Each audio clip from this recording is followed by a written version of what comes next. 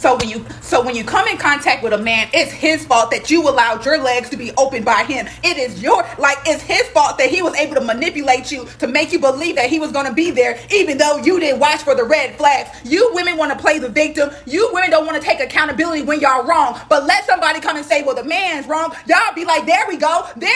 You people do not know how to take your negativity when you're doing wrong. You don't know how to accept when you're wrong. Women are wrong. Women have been in control of the children for decades, and look at how the outcome has come. As a black woman, we are the issue. Y'all don't want to talk about the fact that you're walking around your house smacking on men. Y'all don't want to talk about the fact that you're running around trying to control a man, tell him where he can and cannot go. Y'all don't want to talk about that though, right? You don't want to talk about the fact that you allow your son to be emotional. Y'all don't want to talk about the fact that you tell your son when, where, how, and then your son grew up and they don't know how to move as a man because their mama was in control of their emotions. She on fire over there. Woo. She on fire over there. Listen, this is gonna be a tough conversation. I want to know, because what you are going to see in the comments are some women. I said some women, but if the men, she's not talking about the men. There's a reason she's saying what she's saying. And obviously it went over your head because you were so fixated on, it's the men. But if the men was there, but if you would not have chose the men, it was not going to be there. For those who don't understand, it does not start when he decides not to be there. Amen. You made a choice to mess with that man. That was the very first thing that happened. That's the very first domino that fell, was you decided to exchange numbers with this guy. Whatever y'all went through, however y'all got to the bed. You made the first choice. They say as a man, you should always get a high-paying job so that you can potentially take care of a family. But you should also make sure you have enough spare time to spend with your spouse so that they don't get lonely. If you're a father, you need to be there for and support your children. But don't try to guide them or structure them or especially discipline them in any way, or you're abusive. You're expected to be masculine in order to be attractive.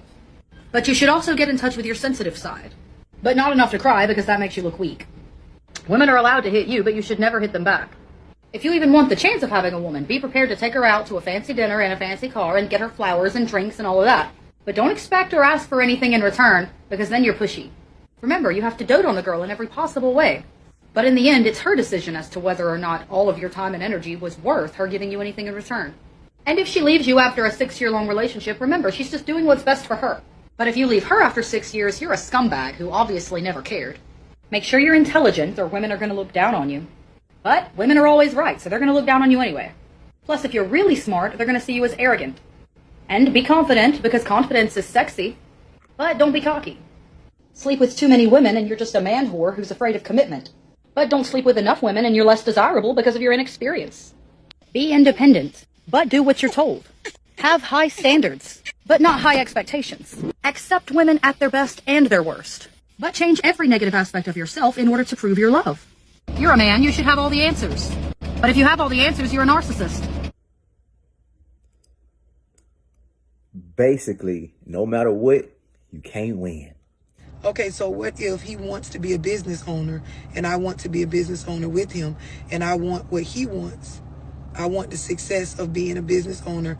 I want to open up a bit. Okay, so listen. Y'all got to get out of that fairy tale world. The reason why I'm saying this is because it's easy for two people to sit down and say, you want to get some real money? I want to get some real money. You want to get to some M's? I want to get to some M's. You want to be an entrepreneur? Yeah, I want to be an entrepreneur.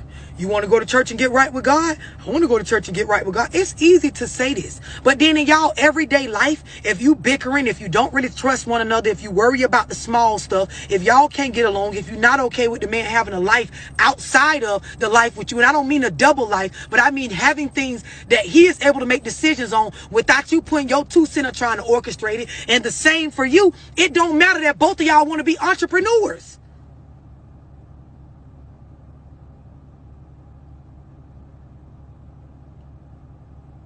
Y'all understand what I'm explaining?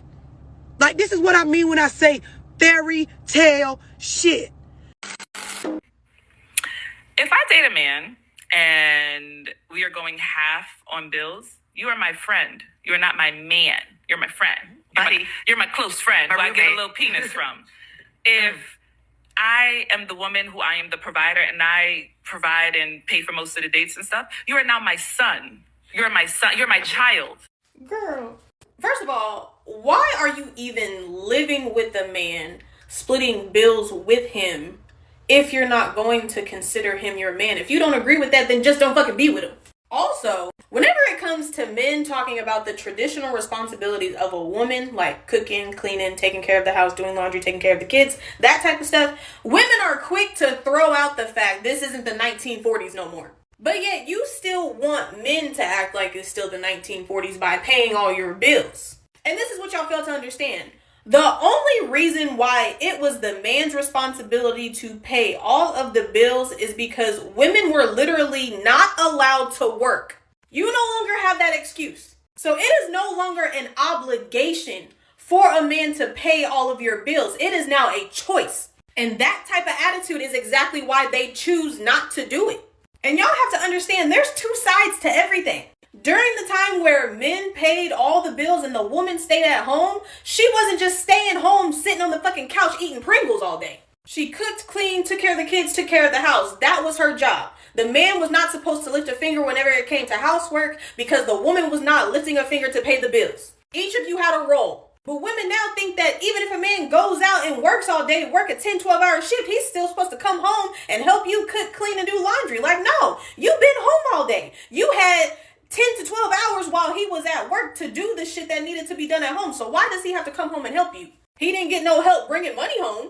So why does he need to help you with this? But y'all don't want to talk about that. And imagine if men used the exact same knowledge that Shorty just tried to use in that video. Imagine if a man who paid every single one of the bills was like, well, since you not contributing on bills, I pay all the bills myself. You're my child. You're not my woman. I'm free to do whatever the fuck I want because you not my woman. Now he ain't shit. She literally said, that's not my man, that's my child. Whenever women today literally want men to pay all their bills and they don't want to cook, they don't want to clean. So basically you don't want to do anything. Who's really the child here?